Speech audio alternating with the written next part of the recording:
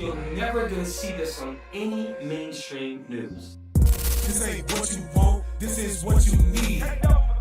Get a made of slaves, hung our kids from trees. Nooses on our neck, whipped us till we bleed. Hey man, calling Galatians 3:13. You're now tuned in to Precept upon Precept. Fruit so strange, look at how low they hang. Oh man, took out the chains. So when the wind blow, we just swing. Much oppression, bring the dreams and it's bitter. Ready, set, pull the trigger.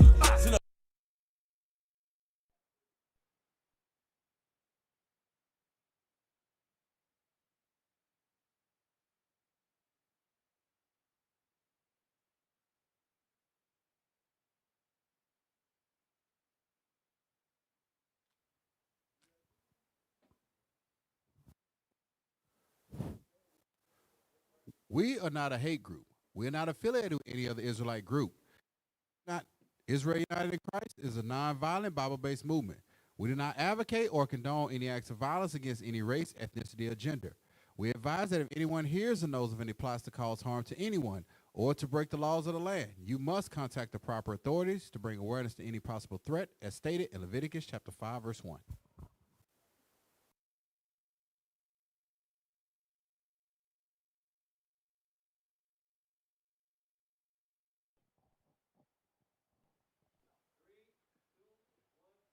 Hey, Shalom Israel. Welcome to another edition, Thursday night, Precept upon Precept. We're your hosts. My name is Captain Shem. Captain Matt. Also, Micah. Officer Yasser. All praise to the Most High like we do every time. Look, Cap, hit the donate to the Booster Club like Deacon Malachi always does. Look, men's conference. We had the Island Men's Conference. Missions are going out. Every month we're going somewhere new, or we're revisiting the places where we've built up. So we cannot do it without your help. You faithful men, women across the globe that have opened up your resources to help the prophets. So we appreciate you. We cannot say that enough. It is a sincere and heartfelt welcome to all y'all. We appreciate y'all. So like we do every Precept upon Precept, we're going to start it off with Officer Micah giving us the Watchman Report. Take it away. You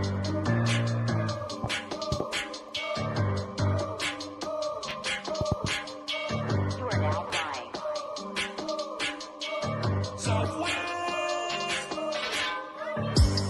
We the sons of God, we don't back down. I'll take it to your face, I tell you right now.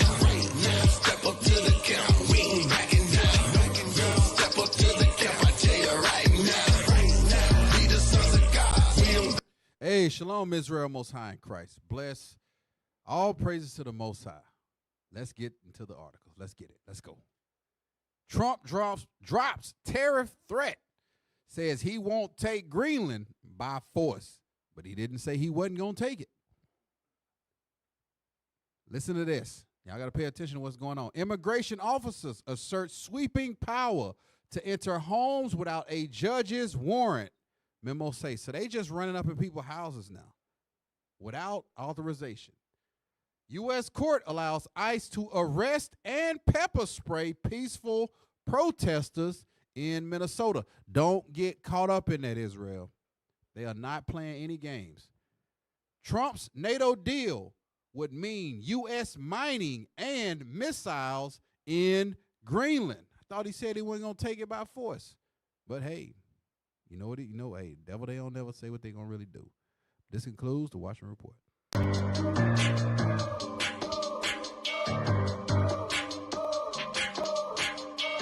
are now flying.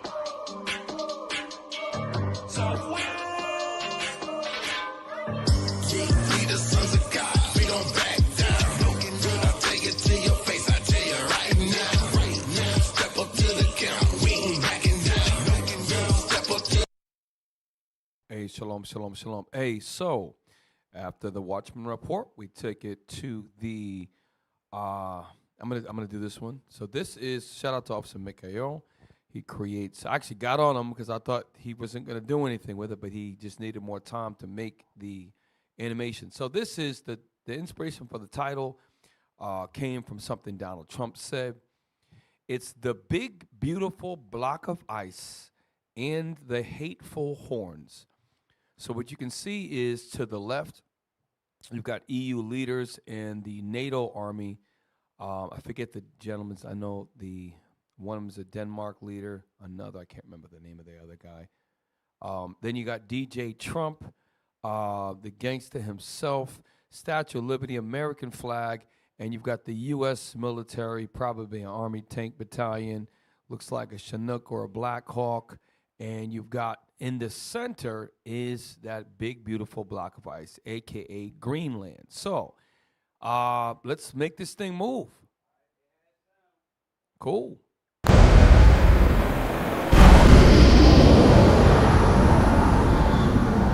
This ends now. Greenland is not for sale. So it was more like a cartoon look. I kind of like that, kind of creative. So shout out to the IT department. Now, real quick, give me the map of Greenland. If we can get the map, I sent you a Google link. It looks like number 9. Put up number 9. Number 9. We have a little bit of technical difficulty real quick. Can they see us, or what do they see? Okay.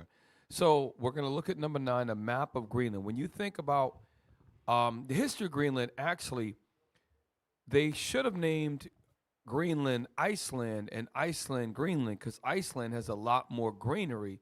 So they did it. It was like semantics the way that they did it. But Greenland is predominantly all ice. Wait a minute. The one I gave you is not colored? Okay. So while we wait for the color picture, if you look at Greenland, okay, the top, you have the Arctic Ocean, which is basically the bottom of the Arctic Circle. You have the very bottom is, it's the Atlantic Ocean, and you have the Greenlandic Sea, and it's something we're going to talk about later. There we go. So if you look at the interior of Greenland, right, this is why Trump says it's a big, beautiful block of ice. It's the biggest block of ice. It's the biggest island. We need to have it. They need to give it to us. And Trump, he's just so cool. He's just the coolest guy. So if you look where the green areas are, those are where it's not a complete frozen tundra. And almost all of the 56,000 inhabitants of Greenland live on the southwestern shore. If you can see the map, like Nuuk and the other areas, the one with the most little squares there, that represents I think a group of 100 or something like that. So there's this take that out. So 100 inhabitants for the block, 75 inhabitants, 8, and they give you different age ranges and things of that nature. So you can see it's a lot of it is almost all on the coast. So keep that in mind when they say the big, beautiful block of ice. Trump in the United States want it for other reasons that we're going to get into heavily tonight. So can you give me another map of Greenland that shows its relationship to Canada as well as the Arctic Circle? I said before, make sure you have some maps, you know. Even if you want to type in map of North America, you know what I mean? Greenland. Okay. We'll come back to the map. Let's start first. Let's jump right into it. Go to number 1. This is a short 3-minute video. I think a bunch of us got the same interview he did, but this is a short version. Number 1. All right? Number 1. Okay, so tech's already started.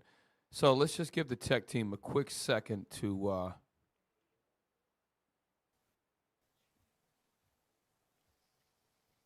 okay. Well, thank you very much, Larry. It's great to be back in beautiful Davos, Switzerland, and to address so many respected business leaders, so many friends, few enemies, certain places. Hey, pause. You know, it's funny because then he addressed one of the enemies in the room. It's about Canada. He says, you're not grateful. Next time you give your speech, you should probably the guy, he just says whatever he wants. He don't give a damn. This is a multi-billionaire. It's used to firing people. He says what he wants. That's what I love about old Edomites, that they show exactly who they are. And this is why he's every Edomite's dream, because he says what he wants to say. Do you get the map back up? Or if not, we'll let this play. You got it? I want to see the map of Green. Yeah, okay. So what I'm looking, brothers, listen to what I'm saying to you, right? I want to see Greenland and Canada and other. That's not bad. Okay, we'll use this one. So if you look to the right, there's Iceland, okay? Off the yellow, right? To the left, you got Canada, you've got the Baffin Bay, you've got Arctic Ocean and Greenlandic Sea.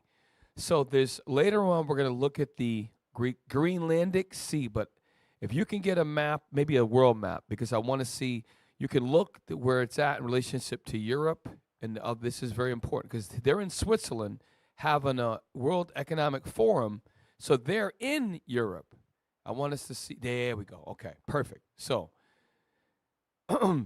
if we look, do your little pointer on Greenland, please. Largest island by far.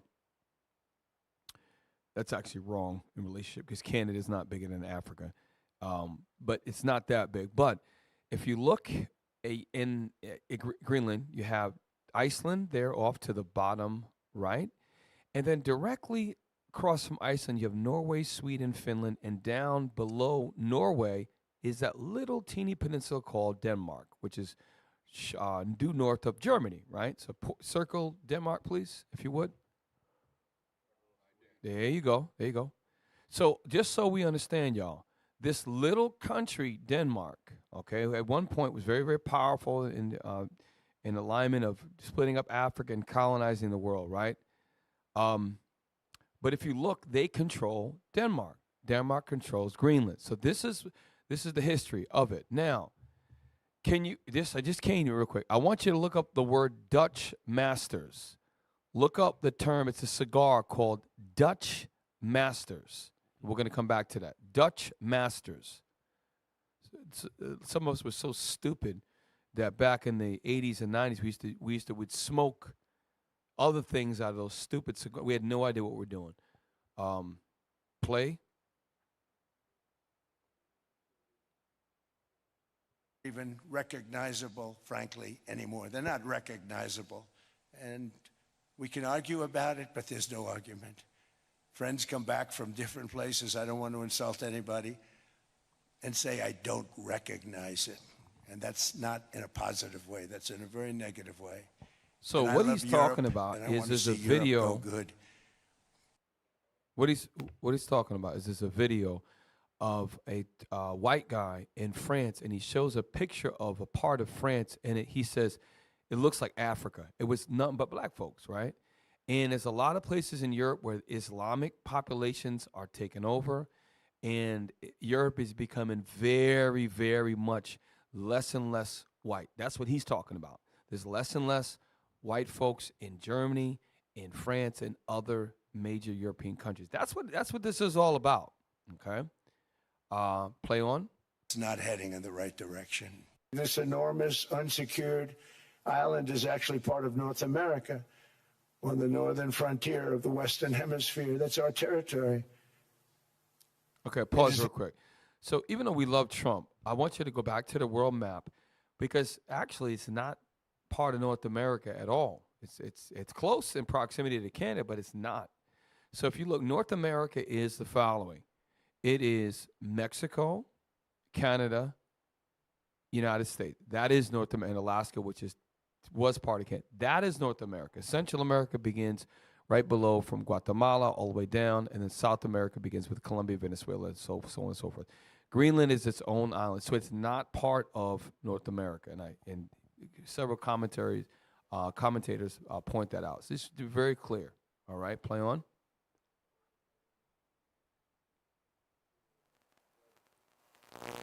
Therefore, a core national security interest of the United States of America. And in fact, it's been our policy for hundreds of years to prevent outside threats from entering our hemisphere, and we've done it very successfully. We've never been stronger than we are now. That's why American presidents have sought to purchase Greenland. It's the United States alone that can protect this giant mass of land, this giant piece of ice, develop it and improve it and make it so that it's good for Europe and safe for Europe and good for us. And that's the reason I'm seeking immediate negotiations to once again discuss the acquisition of Greenland by the United States, just as we have acquired many other territories throughout our history. Okay, pause. We're gonna pull this up. Get number. It's the history of the U.S. I think it's the last one. It's a short video. It's Is it 16? Let me see. Oh, no, it's 11. It is 11. So we're gonna go over, and many of y'all have seen, have learned this in grade school. We're just gonna kind of give you a quick understanding of, and the way that they say it's very bubbly and animated, but the way that they got it was all through war and through conquest. So play it. It's going to give you the history of the U.S. 1976, they declared independence and called themselves the United States of America. After a few years of war, Britain officially recognized them, and under the Treaty of Paris, the U.S. gained a huge territory up to the Mississippi River. Okay, pause real quick. So all this time that we're in the red, black and brown people were Native Americans and so-called black. We were slaves during the time that it was in red.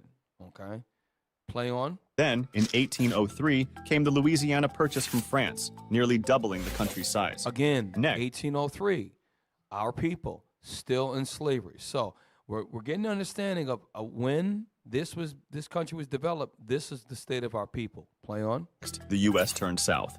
Florida was first taken by force, then bought from Spain. The most intense chapter came with Texas. After it split from Mexico and joined the U.S., war broke out. As a result, America Pause. gained So the Texas, Florida, you see the pattern. We still were in chattel slavery at this point, all right? Play on. entire Southwest. Meanwhile, settlers heading west on the Oregon Trail helped push the border to the Pacific, and a deal with Britain set the line at the 49th parallel. Pause. This is very important. The entire continental United States of America, from Oregon, Washington State, California, all the way across to the eastern seaboard, the lower 48, as it is said. We were in slavery the entire time that this was acquired, okay? And it was taken to force and through, you know, whatever the hell they talk about. Louisiana purchased some ridiculous claim. Play on. 1867, the U.S. bought Alaska from Russia for a symbolic sum. Then, the U.S. turned to the Pacific. It annexed Hawaii after backing a local coup. Finally, so in even Alaska, during the time, the last state to be on board the U.S. was Hawaii. Even under Alaska's acquisition, if you will, with black people, we were in slavery during that time. And then the most recent one was Hawaii. And when you go into the history, they used tactics how they got Hawaii. If you actually ever study it, it was horrible. They turned the rivers of Hawaii red with blood. They set up a plot to overthrow the queen there, the local native queen. Everything that they did to acquire was horrible. Now they have its social media going on, and now they're trying to take Greenland, and now they're beefing with their own cousins, brothers, the people of Denmark. Okay, now get what I asked you to get the world map. We got that. All right, I'm almost. I'm your brothers. Please jump in at any time. You got that? Okay. Oh, we already put it up there. Yes, Dutch Masters. Okay. Dutch Masters are a popular American brand of affordable, machine-made cigars, known for their natural wrappers, smooth flavor, and distinctive packaging featuring Rembrandt's syndicates of the Drapers Guild. So hit that painting of the Drapers Guild, because they make you think they're good Puritans. These were masters. Okay, no, these people were colonizers. So Google for me what language do people from Denmark speak? Just Google that for me real quick. What language do people from Denmark speak? What language? Because this symbolizes who these people are. And just like there were American Negro slave masters. Okay. Danish, okay. I thought it was Dutch.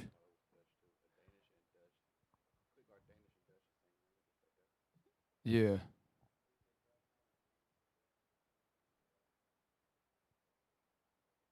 Might be a variation. Oh, okay. Both of you, that's North Germanic. Where I know there's more than that. Type in where is Danish spoken, or where's Dutch spoken.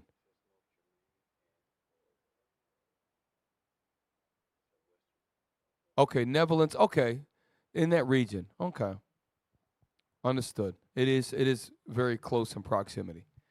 Just understand that the people of Denmark were part of the colonizers that actually took parts of Africa, and they have different islands in the Caribbean that they took. Cap, you were in Suriname. Yes. Don't they speak? They speak Dutch. They speak Dutch in that area. Yep. So how did they get Suriname? Because they went and took it and colonized the people over there.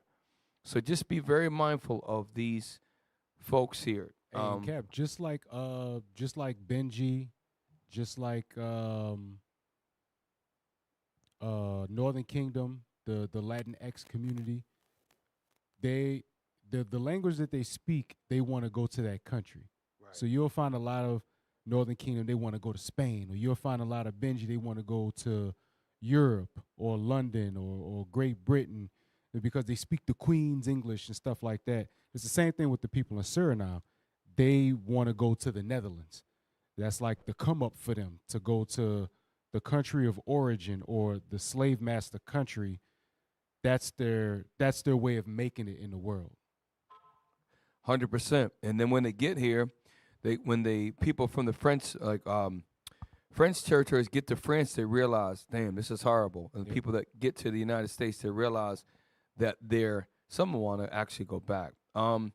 Did we finish Donald Trump, the first video? Okay. And y'all should go back and watch the World Economic Forum because that speech is hilarious. Maybe we can get some more of that later. Go number 2, Reuters article, okay? This is a pretty good source. We're going to read this real quick. Some of you may have not been paying attention this week. A lot of this happened the last couple of days, so we're going to give you just a background. Davos, Switzerland, January 21st, Reuters. U.S. President Donald Trump abruptly stepped back on Wednesday from threats to impose tariffs as leverage to seize Greenland, ruled out the use of force, and suggested a deal was in sight to end a dispute over the Danish territory that risked the deepest rupture in transatlantic relations in decades. Because earlier in the week, Donald Trump threatened 10% tariffs on, I think, it was 7 countries that did not support his annexation of Greenland or the acquiring of Greenland. Also, at one point, he was talking about sending the U.S. military. So there's a video later on where people from Greenland are like, oh, gosh, we don't know if we're going to be invaded by the United States of America. And then it was a relief. The first thing he had to do when he gave the speak is, look, I know I talked about it, but I'm not going to send the troops in. We're not going to force it. We're not going to take it. But he was talking about it. Donald Trump was talking about taking Greenland by force to the point where we're reading about it. Okay? Yeah, I'm not the smartest man in the world. That sounds like extortion. Yes. I mean, that sounds like extortion. If you don't support me taking over this land, I'm going to tax you financially. I'm going to hit your pockets if you don't support what I'm doing over here. That's quite illegal. Yeah, he bullied him, Cap. That's essentially what he did. He bullied him. He said, look, I'm going to send in the army. Oh, no, you know what? Now we're negotiating. It's going to be great. We're going to negotiate. You just said you was going to invade us. And now you're not going to invade us. Now we negotiating. Right. Facts. Read on. Traveling Davos, Switzerland, Trump backed down for now from weeks of rhetoric that shook the NATO alliance and risked a new global trade war. Trump had threatened at the weekend to impose rising tariffs on 8 European countries' U.S.-bound exports. Right. So he was going to put 10%. That's a big deal. 10% tariff which is a tax for them to do business with the United States. Read on. But after meeting with NATO Secretary General Mark Rutte at the Swiss Alpine Resort, Trump said Western Arctic allies could forge a new deal over the strategic island territory of 57,000 people that satisfies his desire from a golden dome. We'll come back to that later. Remember, he talked about in March of 2025, 3 months into his second term as president, he says he's going to build a golden dome, something you've never seen before, to greater in sophistication, yeah, I'm tired. Sophistication than even the Iron Dome, which he reminded Netanyahu. By the way, Bibi, that's our technology, Bibi. Don't take credit for it. This guy, listen, Mossad got something for this guy. Mossad got something for this guy, big time. Read on. Missile defense system and access to critical minerals while blocking Russia and China's ambition in the Arctic. Okay, now, this is a key. A lot of people are not thinking about this. When he says access to critical minerals while blocking China, Russia, is he going to get the minerals from the interior? Which put the map back up of Greenland that shows the green coastline and the interior, 90% ice. Put that map back up. The one that you first, because I want to show you the minerals they're talking about is not on land. Pull it up. There we go. There's more to meet to the eye. So they're talking about, are they talking about even going to the green areas on the coastline and extracting minerals, or going to where 90% of the land mass is ice in the interior of Greenland? They're not talking about that. Later on, we're going to show you what they're talking about. Thank you for that. We can carry on. So y'all can see that it's not going to be on that land. That land, you would have to dig through layers and feet of ice, ridiculous amounts of ice. It's not going to be there. It's actually somewhere else. Okay. It's a deal that everybody's very happy with, Trump told reporters. It's a long-term deal. It's the ultimate long-term deal. You know, he just repeats himself to everything he says. This is how we say it. It's a long-term deal. It's a long deal. It's the ultimate long deal. Everything is grandiose, right? It's just, you got to love the guy. And he tells people how they feel. Right. Everybody's happy with it. They're all excited. They're ecstatic. You know, they love it. They love Mark, the they're brand. ecstatic. I think it's the greatest. Is this the greatest deal? It's the greatest deal ever. They told me yesterday. Then he it's the pulls them out his greatest. pocket. Yeah, it's the greatest. It's greatest deal. Donald Trump is the ultimate president. He is the ultimate Edomite president. Read on. It puts everybody in a really good position, especially as it pertains to security and to minerals. It's a deal that's forever, he added. Rutte later said the issue of whether Greenland will remain with Denmark did not come up in his talks with Trump. That issue did not come up anymore in my conversation tonight with the president. Because they don't have to. No. He's telling you what's going to happen. He doesn't need to discuss it. It's going to happen. Right. Go down to, because this is go down where it says scolding, dismissive threats.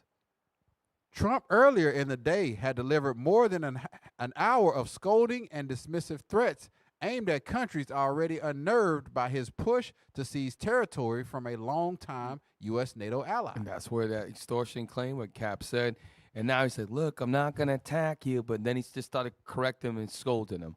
And one of the guys is like, Canada should be great. Canada's not grateful. As a matter of fact, your prime minister earlier wasn't grateful. The U.S. did a lot for them. Matter of fact, he just goes on and says everything that the common Edomite want to say, and just says it anyways. He throws out the wind of all type of diplomacy and any type of decorum out the window. All right? This is why he's so bold in the things he says. Scroll down real quick in the interest of time. A little bit more. I think we might have to move on. This is that same economic forum meeting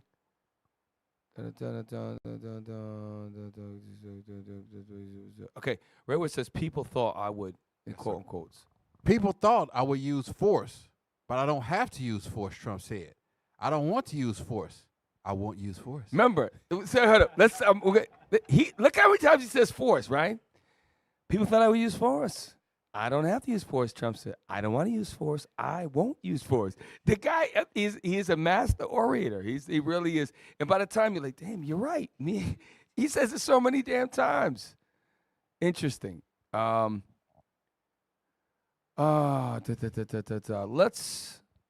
Well, we're not going to get to everything. Let's get up out of here just to show you this was going on the last couple of days.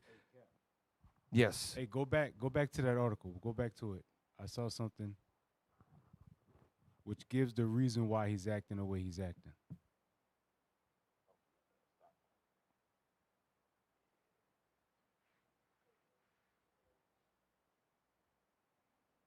If it's too much to go back, we could just move on.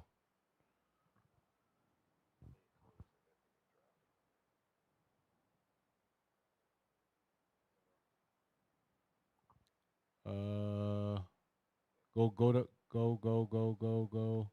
Wait. Go up. Go. Wait. Go up. All right, right there. Trump's Greenland comments. Trump's Greenland comments dominated a whirlwind trip to Davos, emboldened after a year in office that saw major institutions and allies bend to his will. That's why he's talking the way he's talking. His first year in, he saw major institutions and allies bend to his will. Once you bend to his will, that's it. All he's going to do is what he wants to do from here on out. That's it. That's why he didn't discuss taking Greenland from Denmark, because he's going to do it. He don't have to discuss it. You're going to bend to his will anyway. Yeah, the next part. It said Trump chastised Europeans on their soil on issues ranging from wind power and the environment to immigration and geopolitics. How you go to somebody else's land and you chastise them in their house? That's what he does. That's what Donald Trump does. Y'all check that article out, and Reuters has updated, they updated one about 2 hours ago. Let's go down to, let me see, tonight's content. Al Jazeera. Yeah, let's go ahead. Al Jazeera. This one they had the talks a little bit more. All right, number 3, Al Jazeera. Maybe a video. I think it's an article. Okay. Okay, yep, okay.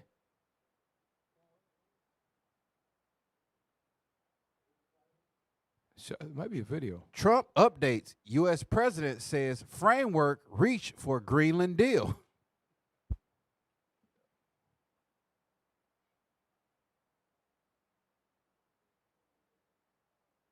Short video.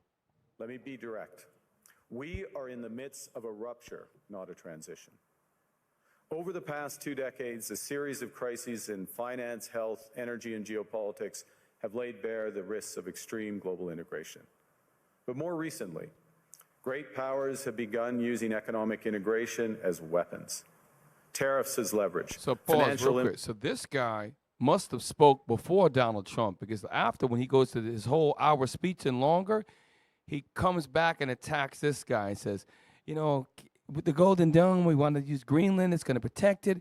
And the Canada, you get a freebie. You get a lot. And then he says, and your prime minister earlier when he spoke, he wasn't grateful. And he goes and he attacks this guy. So it just, when Esau is divided, this is what's going on right now. The Edomite, the house of Esau is divided, whether they be Russians, whether they be Spaniards, whether they be Germanic, whether they be Icelandic, whether they be Swedish, Swiss, okay, French, or Canadian Edomite. They are divided. And God is using Donald Trump to divide it. Hence the name of the show, The Big Beautiful Block of Ice and the Hateful Horns. The Hateful Horns are talking about the EU. They are going to disassociate themselves slowly but surely and completely economically and militarily from the U.S. It's happening. We're showing you evidence. We're showing, get Revelation 17. This is also where the title came from. Revelation 17. Bishop Nathaniel and IUSC, we've been teaching this for over 20 years. Bishop has been teaching this. Longer than that. His elders taught him. Yes, 17, 16. Yes, sir. The book of Revelation, chapter 17, verse 16. And the 10 horns which thou sawest upon the beast, these shall hate the whore, and shall make her desolate and naked, and shall eat her flesh and burn her with fire. Go up to verse 4 and 5, and then we'll jump back. Yes, sir. Verse 4. And the woman was arrayed in purple. And the woman was arrayed in purple, read. And scarlet color. And decked with gold and precious stones and pearls. Right, the richest kingdom. Read on. Having a golden cup in her hand. And what is it full of? Full of abominations and filthiness of her fornication. Right, and that's talking about all of the vile acts. Watch this, read on. And upon her forehead was a name written, Mystery Babylon the Great, the mother of harlots, and abomination of the earth. Right, that's who this, now when we jump to 17, let's talk about the United States of America. Read on. Verse 17. For God had put, I'm sorry, verse 16. Verse Actually, go to 15. Verse 15. And he said unto me, the water which thou sawest. The waters which thou sawest, read on. Where the whore sitteth. Where Babylon the Great sits at. Does that mean there's one big woman sitting around the whole earth? No, this is their military, 845 declared bases that they have. And by the way, pull up a map of Greenland one more time. There are bases on there's a space base and other military bases in Greenland on the northwestern shores. Don't worry about it. It's taking too long. Just know that there's multiple Greenlandic military bases that the U.S. already has set up. Okay, already has set up. Read on. Are peoples and multitudes and nations and tongues. And languages. Read on. And the 10 horns which thou sawest upon the beast. Those 10 horns are the nations. It mentioned above. The 10 horns is the EU, the 10 common markets, a.k.a. NATO. Read on. These shall hate the whore. How are these, which are a part of the whore, going to hate the whore? You're seeing it right now. Just like God raised up Pharaoh to do his will, he's raising up Donald Trump to break apart the house of Esau. He's dividing them. Okay? You have other Republicans and Democrats alike. They would never break the decorum. Like when you look at Jimmy Carter, when you look at Ronald Reagan, when you look at Bill Clinton, when you look at the dumb Bush and then the old Bush, all of these guys kept a certain civility. Not this guy, Donald Trump. This is the first time we're seeing European leaders in the European parliaments swear and say F Donald Trump and getting corrected for saying it. Happening this week. This has never been like this on the planet Earth with Esau's. They're losing all civility. And God raised up Donald Trump to do this. And you're seeing, matter of fact, type in the U.S. withdrawals from the World Economic, the hell is it called? Type in what happened this week with the United States withdrew themselves from the World something forum. World Health Forum. This week, we just withdrew, the United States. Not we, but the United States. Look that up real quick. We're going to play the video. Look that up. So this week, we withdrew, the United States of America, from the World Health Council. I can't get the exact name. That happened 2 days ago. Play on. Infrastructure as coercion, supply chains as vulnerabilities to be exploited. You cannot live within the lie of mutual benefit through integration when integration becomes the source of your subordination. We do believe that we need more growth, we need more stability in this world. But we do prefer respect to bullies, we do prefer science to plotism, and we do prefer rule of law to brutality. Until now, we tried to appease the new president in the White House. We were very lenient, also with the tariffs. We were lenient, hoping to get his support for the Ukraine war. We are in a very bad position at the moment. We're dependent on the United States, so we chose to be lenient. But now, so many red lines are being crossed. And those red lines are red lines that they're not willing to compromise anymore. So I'm going to read this in the interest of time. It says, the United States, yes, that's it right there. This happened either yesterday, today, or a couple of days ago. So it basically, the United States completes World Health Organization withdrawal, meaning that it's NATO based, but it's not in the United States. I think it's in, where is it stationed at? Scroll up. Well, anyway, so I'm not going to get too much into it. That happened. That's a major move. That's a major move for them to withdraw themselves from the World Health Organization and pull themselves out. Not the World Health Organization that had the whole world in a chokehold a few years ago behind COVID-19. Yep. And was forcing people to get vaccinated and forcing people and killing them. I mean, taking them off their jobs. People in the military getting relieved of duty because of this. Oh my goodness! So they withdrew from the same thing that messed the entire earth up in the first place. We're showing you, and look, and the World Health, there it is. It's in Geneva, Switzerland. Okay, and coordinates global health efforts with regional offices in D.C., Cairo, Egypt, Copenhagen. That's in Europe. New Delhi. That's India, and Manila. I'm not sure what that is. That might be Spain. The point is that the U.S. has a regional headquarters in Washington, D.C., and now they're out of it. That is a major, it's done behind the scenes, showing you the division between the 10 horns and the whore, which is Babylon the Great and the EU, NATO. You're going to see, even this year, there are major talks about the U.S. completely pulling out of NATO altogether. Remember, they're the major funder of NATO. So, keep that in mind. Keep that in mind. Go back to the last article. Oh, we finished that, right? Go to the next one. You can just go right in order. What do people, so these, Greenland, when you think about Greenland, a lot of people don't know the population. So it's, the minority is Caucasians from Denmark and other areas of where they speak Dutch and Danish, right? The most of the people there are Inuit, which are native. They look like, some of them may be our people.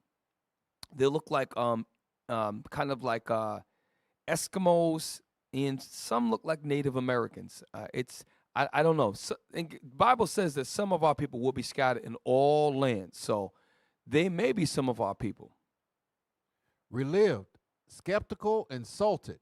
Greenlanders react to Trump at Davos. So why would it says relieved? Why would they be relieved?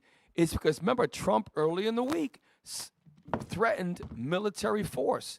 And the first thing he did when he came on, then when he gave that speech, we played it in video number 1, is he came up and made a joke and said, I'm not going to use force. I could use force. I'm not going to attack this big, beautiful block of ice. People were really scared. That's when it says they're relieved that they're not going to be invaded. Okay? Actually, the people from Denmark sent some of their special forces from various places in Northern Europe.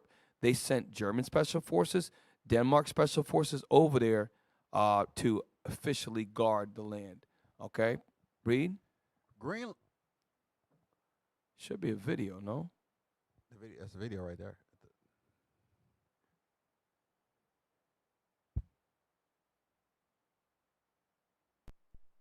It feels like a huge relief in many ways because, of course, I and many other Greenlandic people have been super worried about what might happen because there have been talks about using force. So it makes me super relieved. But again, you never know with Pause. Donald When Trump. you say use force, let's just keep in mind, the people that own Greenland now are Caucasians. The people that are talking about using force are Caucasians. That's why when it says in Mark, it says a house that divided cannot stand. They never beefed like this, these major powers. This is that Revelation 17:16. This is happening. And it's happening, and this is the first year of his term of presidency. He's got 3 more years left, y'all. Okay? A lot's gonna happen. A lot. Y'all get ready. Get ready. Don't let the price of cheap gas fool you. Okay, play on. I think it's a little bit disappointing that he talk about the Greenlandic people and the Greenlandic nation as just an ice cube. I think that's a little bit, So these are Caucasians in Greenland. These are the minority in Greenland. Most of the people that live there are Inuit people, which are a native-looking people. All right. So they're interviewing Caucasians from Greenland. Play on. Assaulting. I do think that he still really Pause. wants Those are the tour guide. Those are the natives. That's what they look like. The natives look like that. Okay, and some of them may be our people. Play on. take Greenland. But again, I try not to think too much about it because it can be so consuming and like it takes over like your everyday. So just know that those are what the people of Greenland are saying about they were really scared. So they took it seriously. Come back to McGregor. I don't want to. Yes, let's do this. Let's look at the Brits. Number seven. So you have, in the middle of Canada, you have the UK and Western Europe. What do the British people think about this? What are the Brits saying? Why is Greenland so important to Donald Trump and U.S.? I thought it was a video.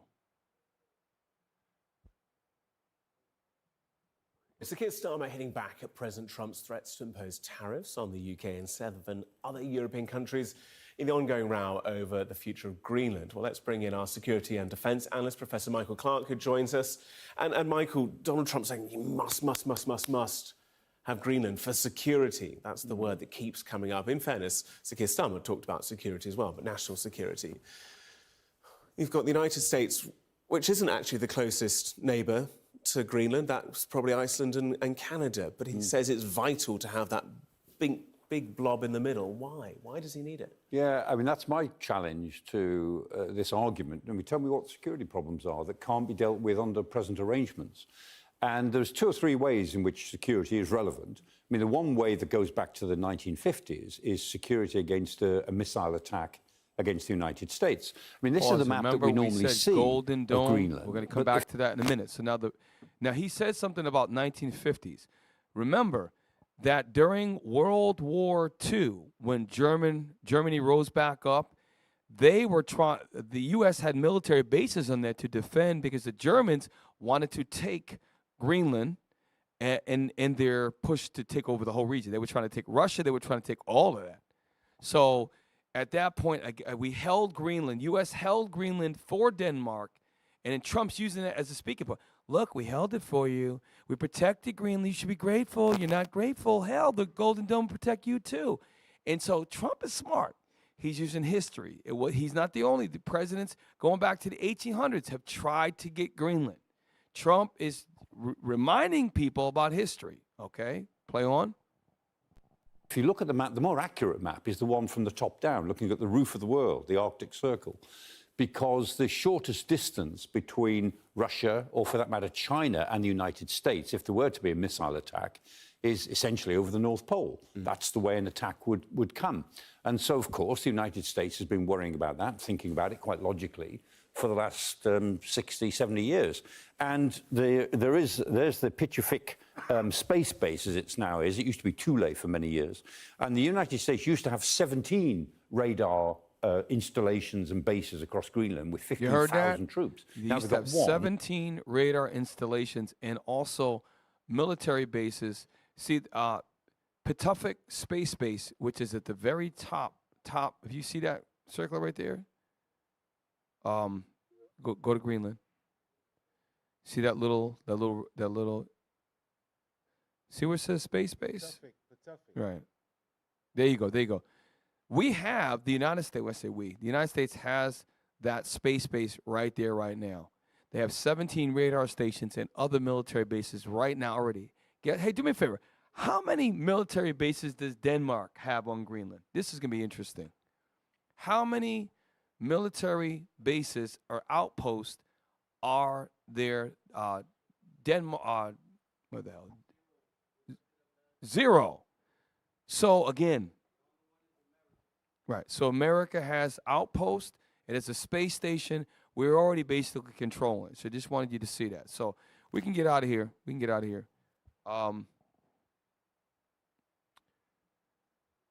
do I want to go? Yes, number 6. This is good. Professor Glenn Deason or Dyson. He talks about transatlantic unity is breaking apart. This is our judge, and it's already timestamped for you. Judge Andrew Napolitano here for Judging Freedom. Today is Wednesday, January 21st, 2026. Professor Glenn Deason joins us now. Professor Deason, always a pleasure, my dear friend. I was telling you in the break before we started taping that I was thinking of you earlier this week when the President of the United States, Chris, if you could post it, sent this to the Prime Minister of Norway. Dear Joan, I won't read the whole thing, just the relevant part. Dear Jonas, considering your country decided not to give me the Nobel Peace Prize for having Pause. Y'all gotta listen. When have white leaders ever talked? He's like, you didn't want to give me the Nobel Peace Prize. It's like the little children. You know, I mean, I gotta say something, man. I please. Hey, Cap, he already done said that he's trying to do away, and I think he might pull it off. I don't know who's running after Trump. He's trying to do away with the normal presidency. He's trying to do away with it. He's like, well, if Putin can do it, Trump, what they say, Trump 2029 or He had that hat on his desk because if we're in a war, if we're in a war, a big war, the biggest war ever, they gotta have Trump third term. And he's saying he got the hat that says Trump 2028. He's not playing. Cap, he's going to use every law imaginable. I mean, look what he did with his taxes. You think he going to, like, skip out on the presidency? Nah. That dude will start a war in order to be president for the rest of the time that he's living. He is literally, he wrote it, this is from Trump. Dear Ambassador, so he's reading this. What does it say? Dear Jonas, considering your country decided not to give me the Nobel Peace Prize for having stopped 8 wars plus, I no longer feel an obligation to think purely of peace. You got this is crazy. This guy is absolutely crazy. So, yeah, where Donald Trump seems to be very good at is he uses deception and he gets people looking one way and he does another thing. Thanks. So, him saying, I seen a piece with him saying the things that he says, he's using them to get the people to act on, just like the stupid comment. I don't say stupid comment, but talking about the Nobel Peace is really nothing, right? But he makes a big deal out of it to take their mind off to other things he's doing. Because he's been moving his military pieces back in and around Iran again. That's right. And the last time he did that, they bombed him. And he's trying to do another sneak attack, get everybody looking one way. So Donald Trump's, I don't know about him being smart, but he's evil. he's really evil. Yes. Like you said, they're doing one thing over here and they're doing another thing. All of this, I think everybody kind of diverted their attention away from Venezuela. Right. You know what I'm saying? And now it's like he got so much chaos going on that it's hard to keep up with. He got ICE over here, and like a lot of people haven't seen the fallout, the aftermath of what war looks like when your homeland's destroyed, your resources are being pillaged out of there. That's why that video that Cap showed, that guy was worried.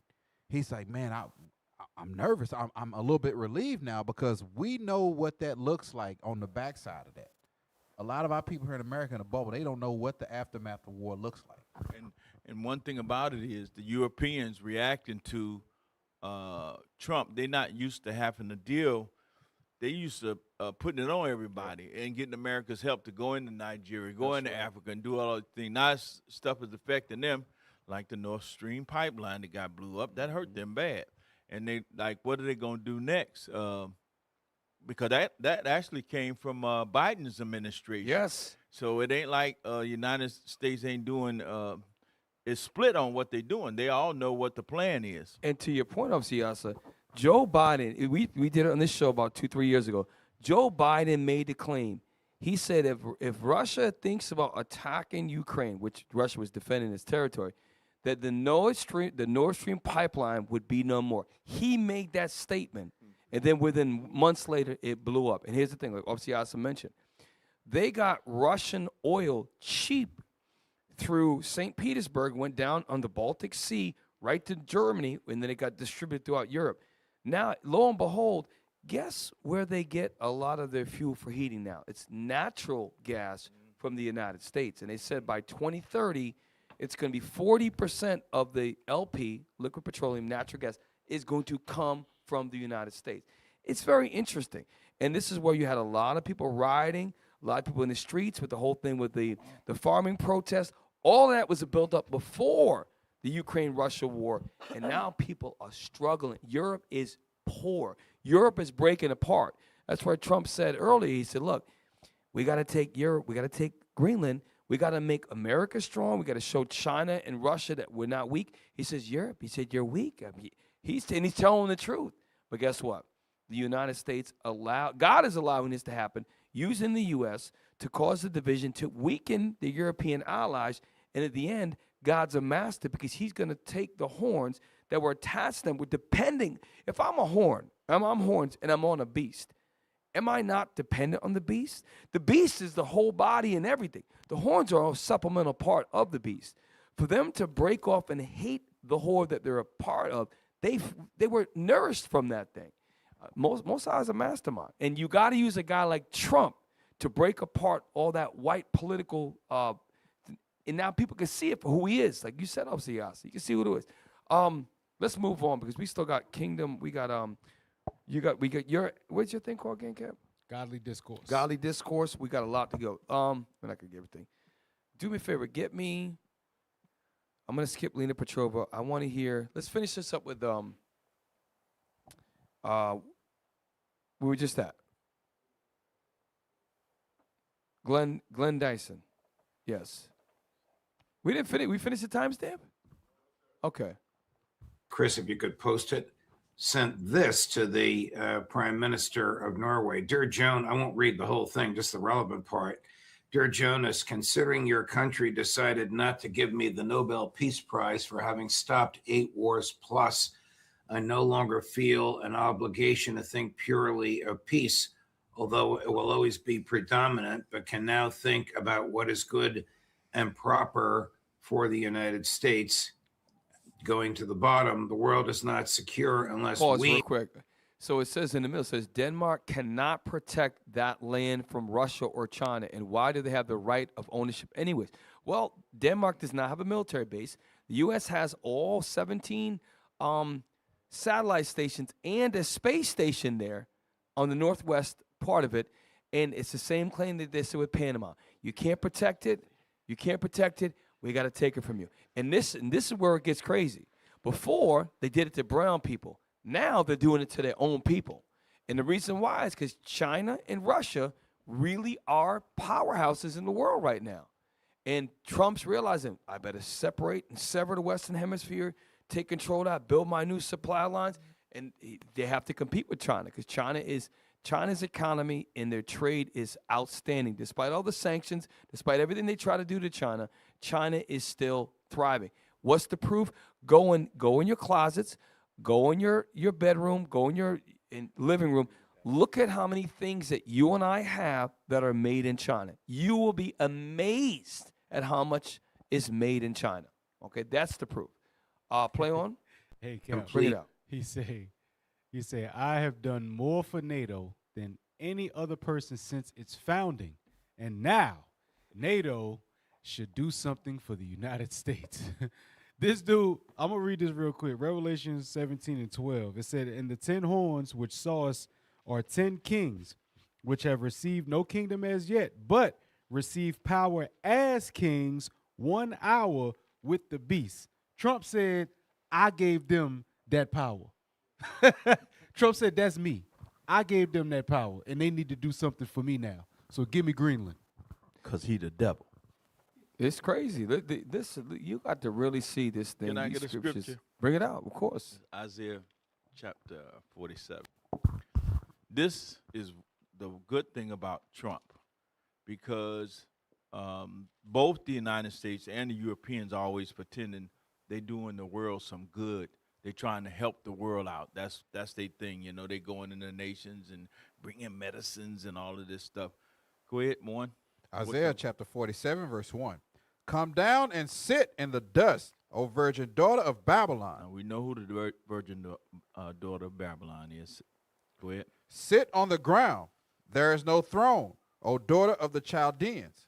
For thou shalt no more be called tender and delicate. And he's exposing that the United States is vicious. Vicious. It's been vicious all the time, but they've been hiding themselves as good doers. We came here and we civilized the people. It was something when Cap opened up the class tonight, that it said that the Europeans, the settlers, I got to tell you, there were no settlers. They were invaders. They were murderers. Come on. Verse 2. Take the millstones and grind meal, uncover thy locks. Uncover them. Make bare the leg, uncover the thigh, pass over the rivers. So this is just showing that how you know, they show the Statue of Liberty and everything, how good the United States is. Most High uncover those delicate parts under there. We know what we're talking about. And this country here is doing terrible things, even within the country itself, to the own citizens today. Go ahead. Facts. And look at what's happened with ICE.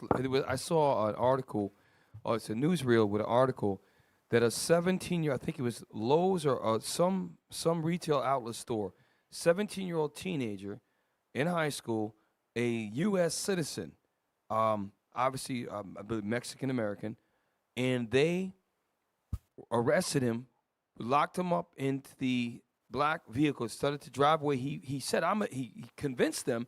They pulled his ID, saw he was a U.S. citizen. They literally took this child, he's 17 years old, and they threw him out the car, uncuffed him and threw him, and his face got bloody and everything, and he was walking back. People said, "Are you all right?" He said, "No, I'm not all right. This is a U.S. citizen." So our people are catching hell over here. To your point, obviously, they're catching hell. This just happened this last week.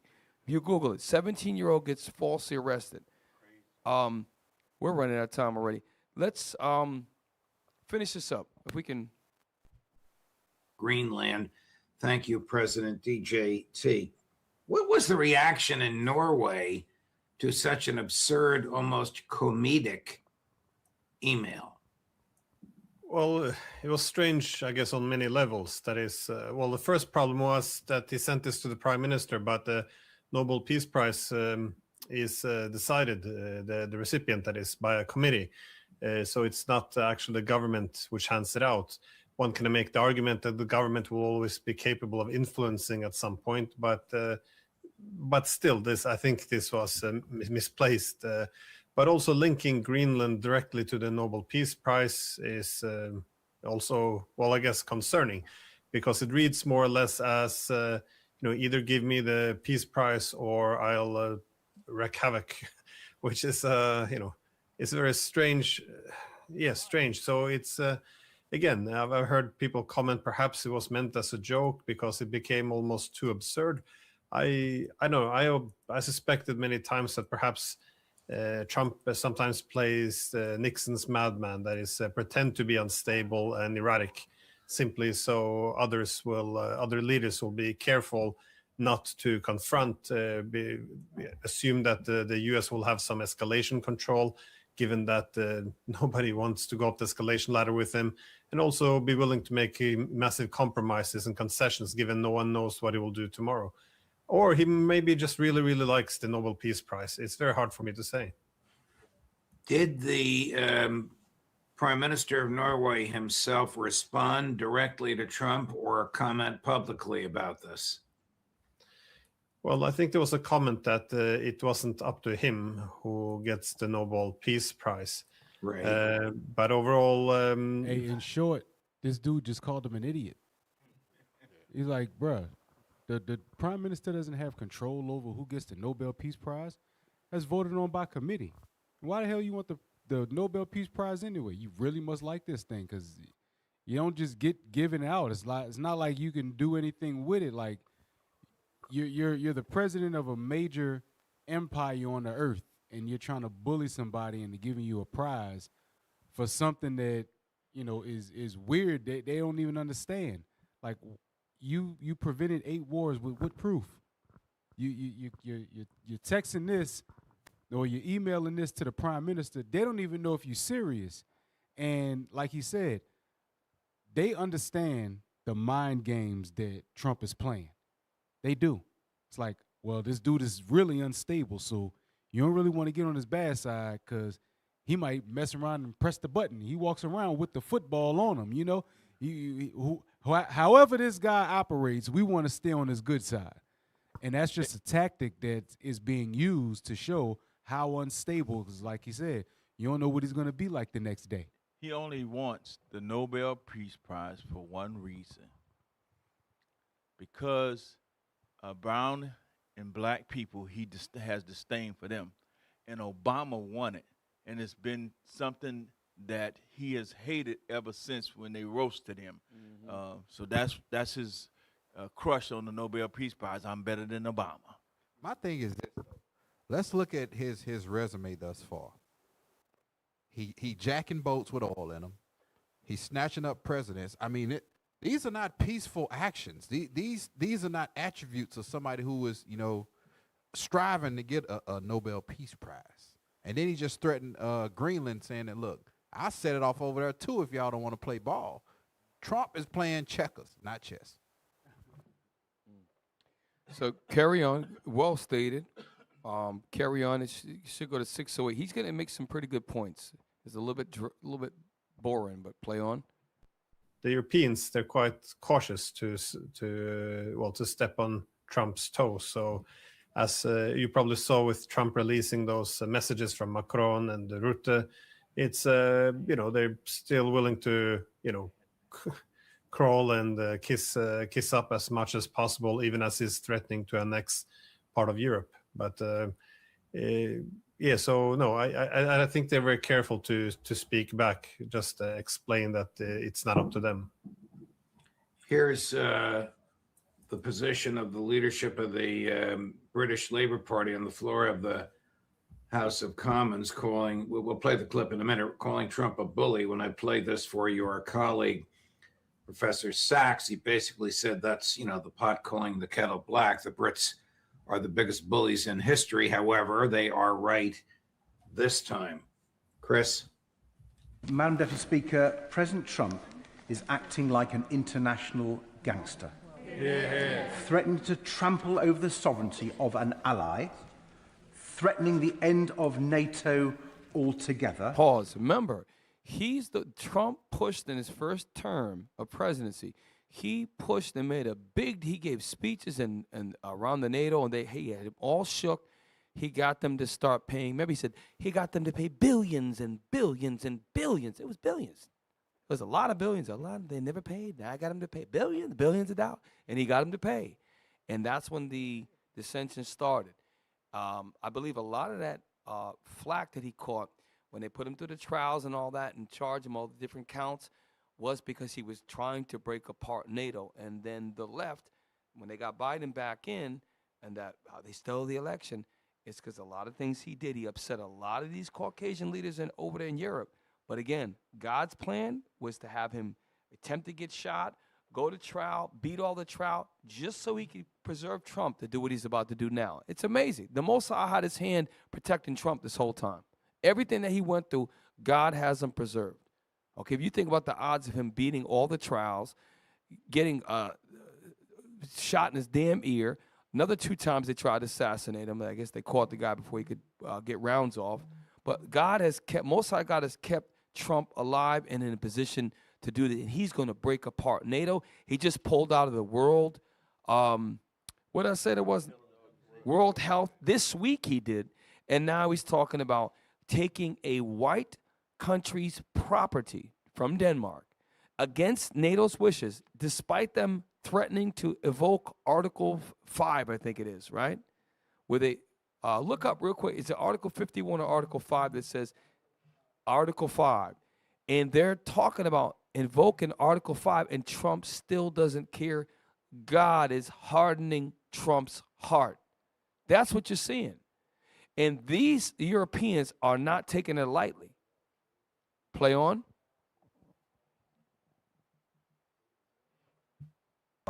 With outrageous, damaging tariffs unless he gets his hands on Greenland. The President of the United States is attacking our economy, our livelihoods, and our national security. The only people cheering him on are Vladimir Putin and Xi Jinping. We have to finally be clear-eyed about the sort of man Trump is and treat him accordingly. He is a bully. He thinks he can grab whatever he wants using force if necessary. And he is corrupt. The most corrupt president the United States has ever seen. So there are only two ways of getting him to back down. Watch this. This is what he's about to say. He said there's two ways to deal with someone like him. This is the house of Esau. This is less powerful Edomites working together in their European councils. This is British right here, which these are France and England are the leaders of this, and Germany as well. And they are going to unite. Those are the 10 horns and break apart off that great whore. This has never been done in history of the world since 1945, when the U.S. had the power after dropping the bombs in Hiroshima. Now that's when the U.S. got the true power, when they made fire come down from heaven. At that point, the last 80 years, the U.S. has been untouched and unswayed in regards to being at the helm of the ship of power within the Edomite kingdom. That is being challenged right here. Play on. With a new jet perhaps, or a few billion in his crypto account, or standing up to him like we would with any other bully. So keep that in mind when he says standing up to them. This is why there's talks of a EU-based military, where they're gonna do joint training, both Germany, Italy, Spain, France, all of them together, getting a localized regional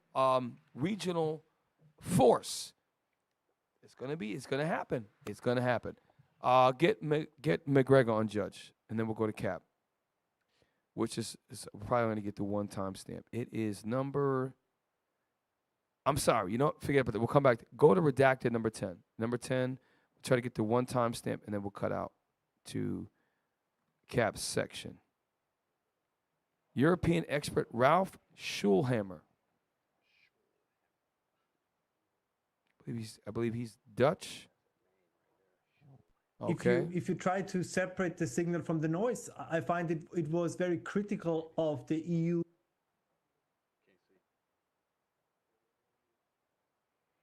Okay, bear with us, y'all.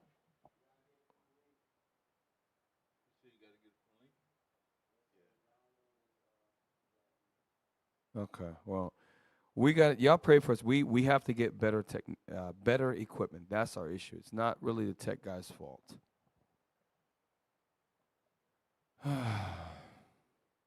Redacted to 36912.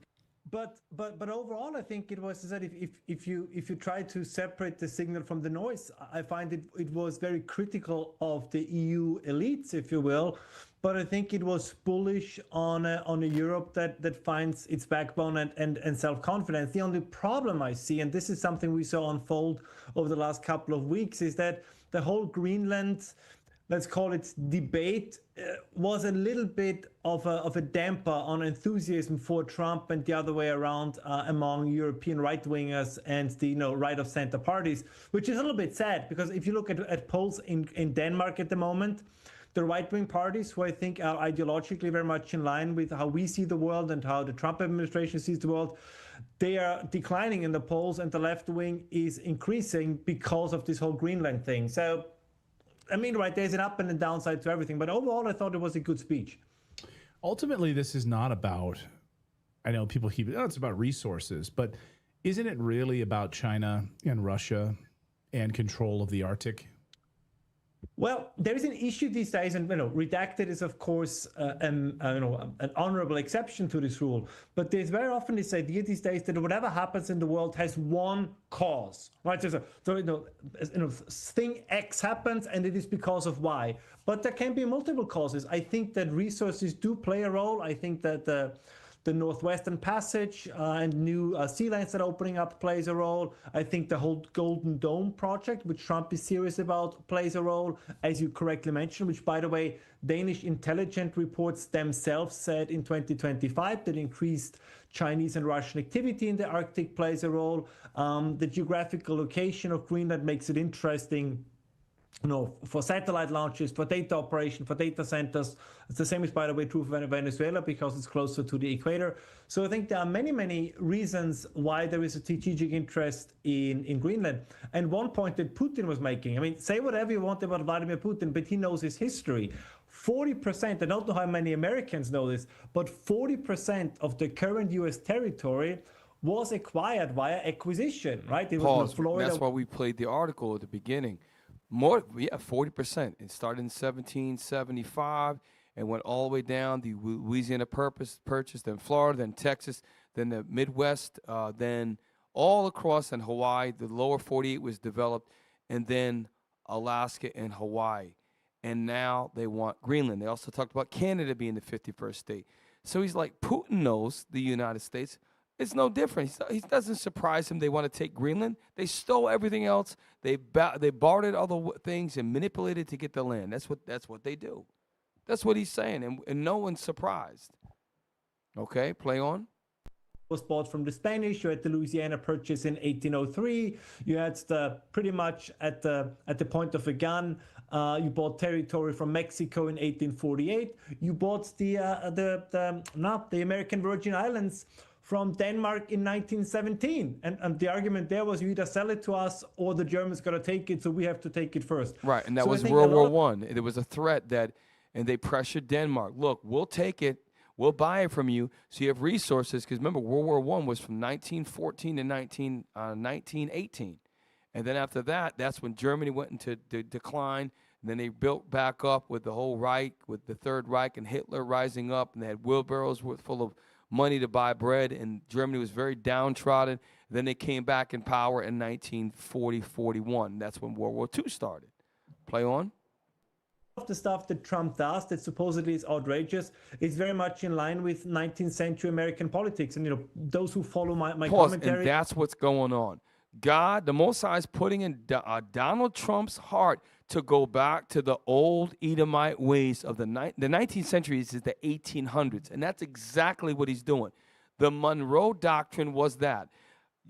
We had to pull up the Monroe Doctrine. It shows a picture of a guy in an American hat, and it's a big cartoon statue. He's got 1 foot at the top of North America and another foot all the way down at the South America. And now Bishop brought it out. They call it the Donroe Doctrine now. Okay, and that's exactly what he's doing. The thing is that every Edomite that is a patriotic American feels the same exact way. It's just that he has the heart and doesn't give a damn. He felt he's jaded because of what happened to him and all the trials. They set him up and they made him look like he was a criminal, all these different things, because a lot of these billionaires do the same thing. And he's like, I don't care. He has no filter on his mouth. Can you see that Monroe Doctrine? Okay, you know what? Let's not worry about it. We really do have equipment issues, y'all. I'm not gonna blame the tech guys. Is that it on the timestamp? Okay, let's try to finish the first one. Then we're gonna go to Cap Matthews segment. This is just we got to get. I'm generally a fan of 19th century politics, so I have a soft spot for what Trump is doing. I would just Democrats built a whole memorial, a massive memorial to Thomas Jefferson, largest land purchase in American history, right? The Louisiana Purchase doubles the size of the United States. It's heralded by Democrats as a great accomplishment by Thomas Jefferson. This would bring massive amounts of land into the United States fold. And of course, you had Alaska in 1867, and even then there was already a conversation about potentially getting Greenland. I know in 1917 the contract with Denmark said that the United States will respect the authority of Denmark over Greenland. But international politics and diplomacy is complicated. Truman wanted to buy it in 1946, so there is a little bit of a precedence for all of this. And as we can see now, it looks like a deal will happen. Some people say this is again Taco Trump. I don't think that's fair. He's a negotiator. He goes out, bombastically with lots of threats, and ultimately, I think very often he doesn't get the whole 100%.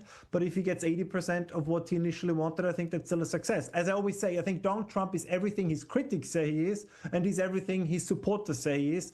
But I did like his speech in Davos. I think he was, his rhetoric, how he is, but if you separate the signal from the noise, lots of the things he said were true. What he said about the UK was true. What he said about migration was true. He explicitly said, I love that part. He said, in 2017, Germany produced more electricity than today. I mean, when did you... How did Germany, which is the largest economy in all of Europe, how did they produce more electricity in 2017 than they did this last year? Well, number one, they got cheap resources from Russia. Where did the Nord Stream 2 pipeline come in? Northern Germany. These Germans, these French citizens, these European commoners that are working class citizens, they're the politicians that run these European countries are short timers. They want them out. Russia made life easier, made them be able to afford going out to eat, be able to afford their medications, all that. They are struggling in Europe right now. So this is what he's saying, is that what Donald Trump is doing, he wants to make the whole America strong, and then the EU, and what they're going to start doing is they want to start deporting a lot of these Islamic and a lot of these so-called, what do they call them? These, what is it called when you have migrants? They're trying to get them out of there. That's when he opened up the first video. He said, look, Europe is not, it's not good. It doesn't look the same anymore. That's what he's talking about. There's a lot of black and brown people, and Islam is spread heavy in Europe, okay? Heavy in Europe. This is what we're going to do. We're running out of time.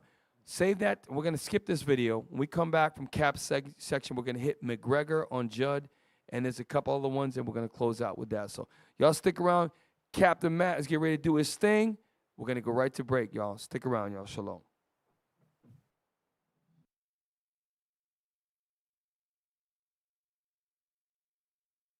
Hey, Shalom Israel. Most High in Christ bless. Why do you subscribe? IUIC New Orleans, subscribe. Go to our YouTube page. Help us to grow. Comment, like, share. What's going on? Make it happen.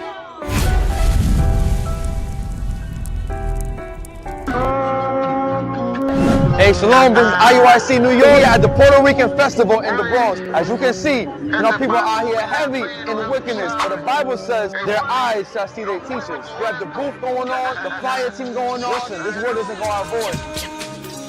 Mire lo que está pasando. Los profetas en la calle sin miedo. La verdad estamos tirando. Pa que la gente despierta. I don't fear man, I just fear God. Open up your Bible, oh Lord. Listen to his voice, listen to your elders. You ain't got a choice. Gathering the 12 and prepare for war. Before I make a move, I prepare the Lord. I pray, lightning in my veins, you can call me Thor. About to shut the world like never before. Trying to save the world from eternal doom. Listening for trumpets to the fool. Hey, Shalom family, I'm here with my brother Joel. Hey, Joel, let the people know what you learned today. I just learned that me as a Dominican young man, the religion being Muslim is not the best path. It should be following the Bible and God's commands.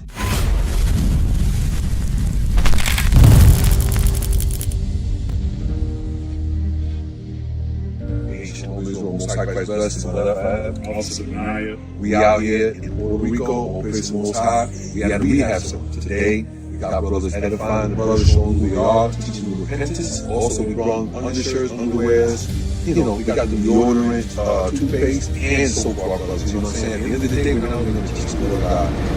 We're going to love our neighbors and love ourselves.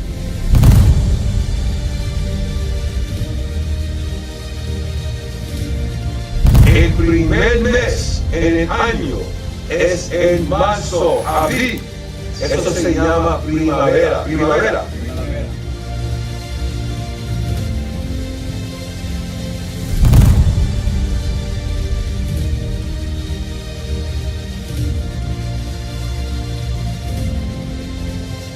En el libro de Apocalipsis 1 y 1, 14 y 15 dice que el Cristo es un hombre negro.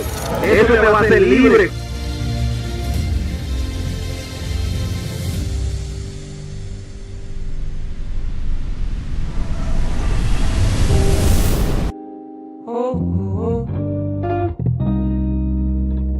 This just ain't no conversation. My thoughts what I'm contemplating. This goes for your education. God talk for edification. This is godly discourse. Godly discourse. Oh, godly discourse. Discourse. Godly discourse. Godly discourse. Discourse. Discourse. Yeah. Go heaven. Godly discourse. Discourse. Godly discourse. Godly. Hey, Shalom, Israel, Most High in Christ. Blessed 504 man here with another godly discourse. All right, today we about to reveal the wicked. They've been doing too much in the world, and people act like they don't know who they are. So we're going to explain to y'all that Esau is a so-called white man. He is the Caucasian, and he is the wicked that the Bible speaks of. Give me that in Genesis chapter 27. First off, we already know Esau came out red and hairy all over. He was a cunning hunter as well. But that's what? What was his blessing? Genesis chapter 27.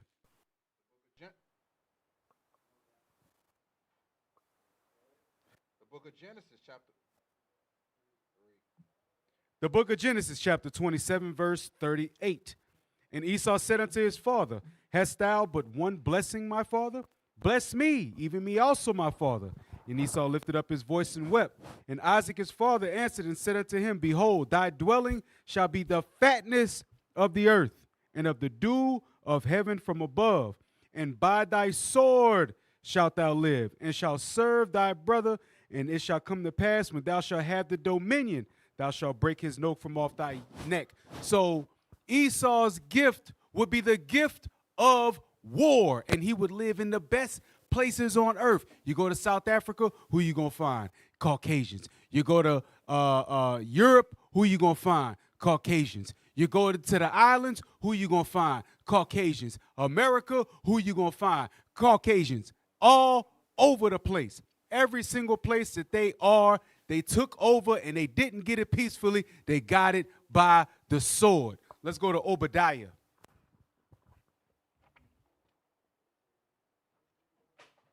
The book of Obadiah.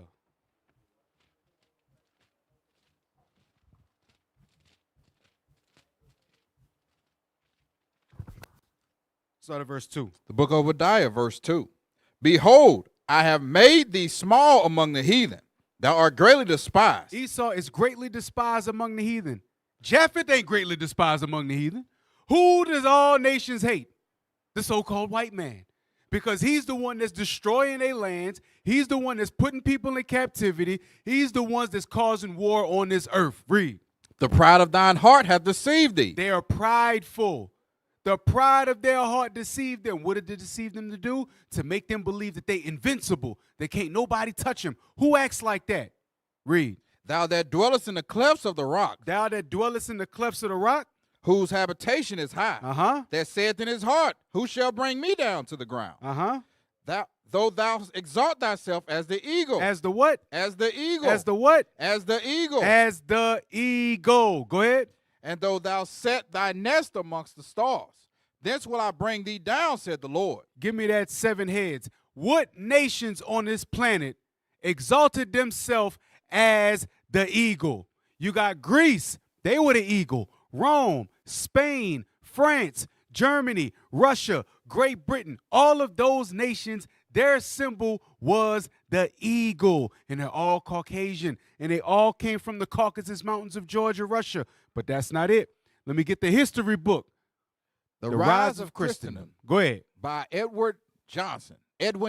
Next. Zoom in. Read that highlighted part. At the end of 240 years, the empire of the Greeks passed to the Romans, to a man who descended from Esau, namely Augustus. So at the end of the Greek Empire, they passed it on to the Romans, who then took on the rulership of it. And who did they come from? Esau. They said specifically, Caesar Augustus came from Esau. So if Rome came from Esau, then where do all the other Caucasians come from? All the other ones is descendant from the Roman Empire and the Greek Empire. Go to the next page. That the descendants of Esau, the sworn enemies of the descendants of Jacob, even to the end of the world. Now watch this. You see all of that stuff right there? The next one is going to continue on with the thought. Founded Rome and the Roman Empire. They founded Rome and the Roman Empire. Esau founded the Rome and the Roman Empire. It was Esau that did it. Go to Daniel chapter 2. Here's the thing. Esau was blessed with the gift of war. Esau was blessed with the best places on earth. They the ones that exalt themselves as the eagle. They the ones that lived in the clefts of the rock. They the ones that founded Rome. They the ones that are the Romans. They the ones that are the Greeks. When you go to Daniel chapter 2, it tells you who the powers that be are going to be in Daniel's dream. Now, jump down to the legs and feet of iron. Yes, sir. Daniel chapter 2, verse 33. His legs of iron, his feet part of iron, and part of clay. Jump down to verse 39. Verse 39. And after thee shall arise another kingdom inferior to thee, and another third kingdom of brass, which shall bear rule over all the earth. You could look up Daniel's vision. You could look up Nebuchadnezzar's image in any place online. And each and every one of them know that that third kingdom is Greece. Every single one of them know that third kingdom is Greece. And who did Greece descend from? Esau. Read on. Verse 40.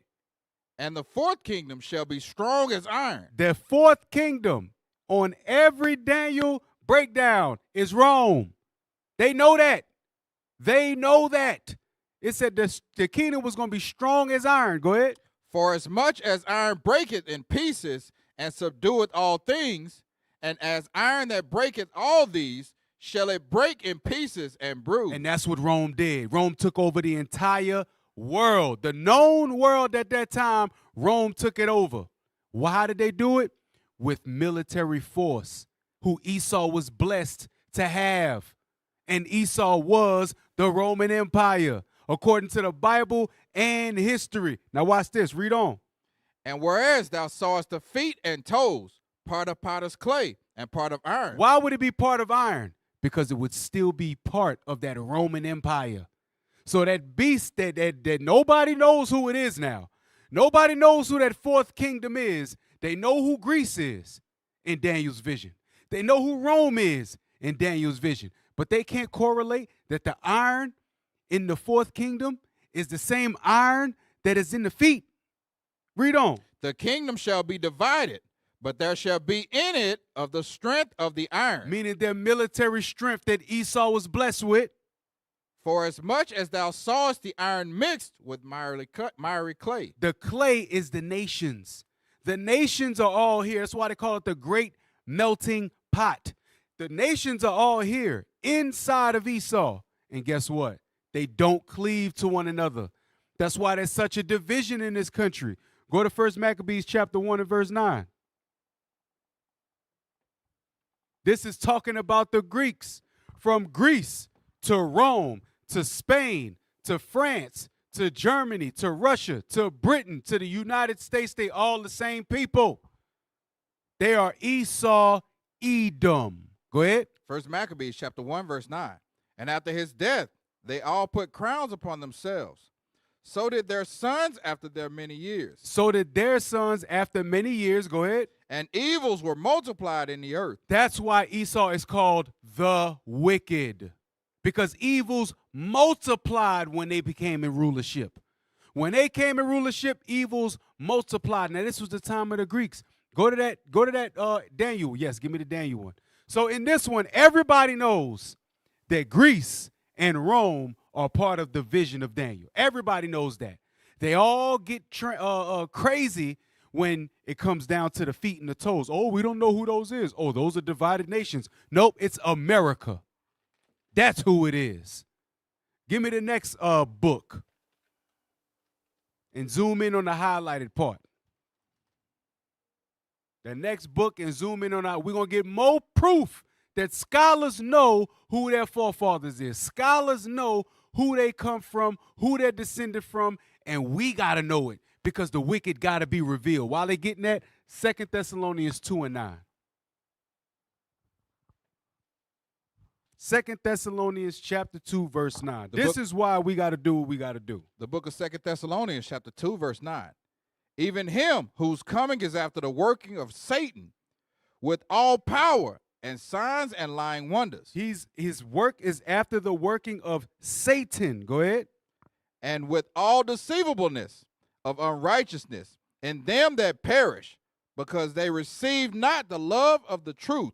Why did they not receive the love of the truth? Because it was hidden from them, and they rejected it. Jump up to verse 8. Verse 8.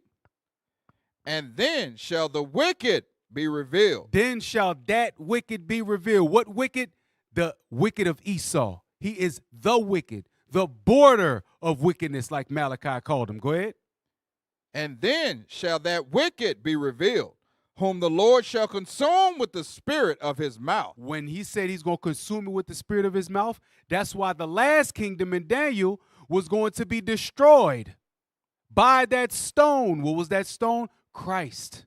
Go ahead. And shall destroy with the brightness of his coming. That last kingdom is going to be destroyed. Is Japhet the one ruling right now?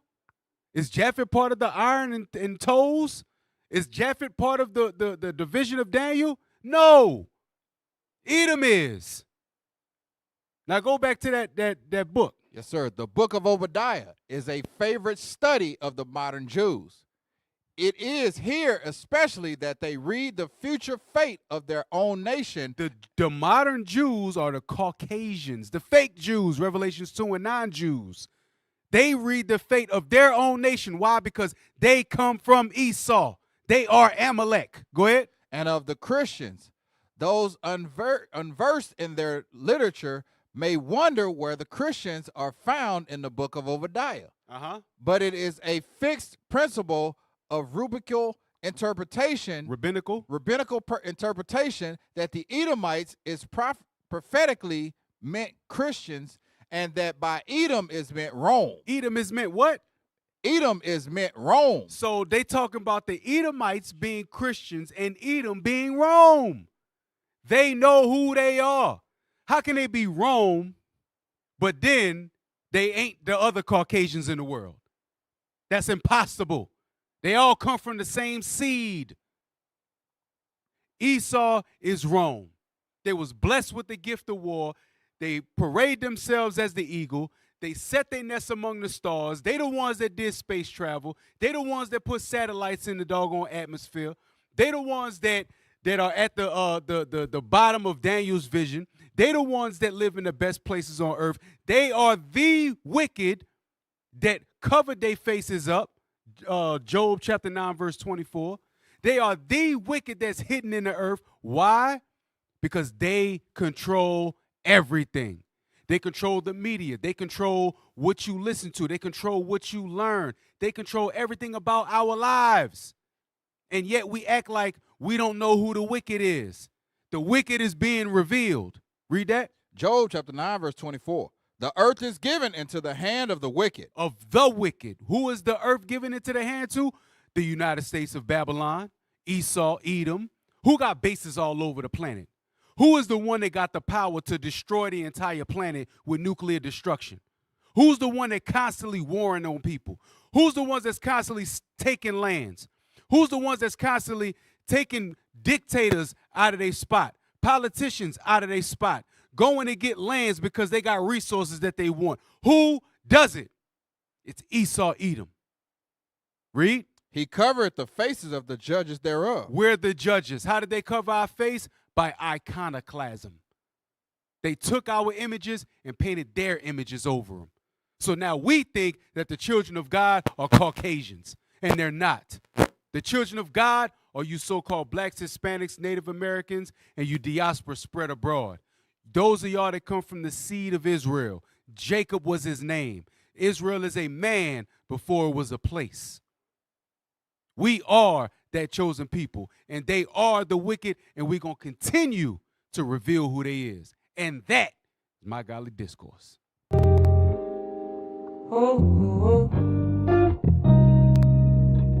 This just ain't no conversation. My thoughts, what I'm contemplating. Discourse for your education. God talk for edification. This is godly discourse. Godly discourse.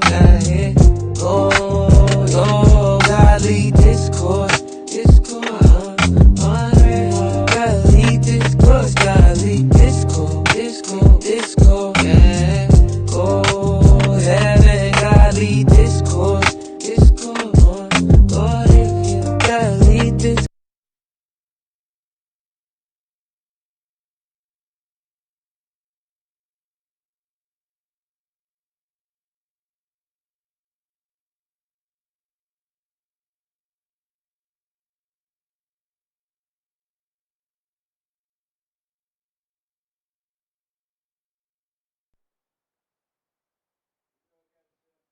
All right, welcome back. Welcome back.